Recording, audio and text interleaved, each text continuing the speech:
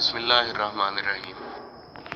नहायत अफसोसनाक एक ख़बर है जो मेरे तक पहुंची है। कुछ दोस्त मुझसे कंफर्म करना चाह रहे थे कि आया कि अमीर मोहतरम हज़रत अल्लामा मौलाना साद हुसैन रिजवी साहब की नज़रबंदी मज़ीद बढ़ चुकी है या नहीं।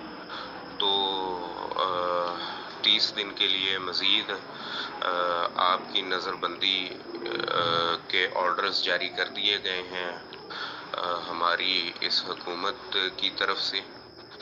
तो इंशाअल्लाह जल्द हमारी वकला की टीम इसको चैलेंज भी करेगी और हमारी तरफ से ये कोशिश होगी कि इंशाअल्लाह अमीर मोहतरम जल्द अवाम में दोबारा।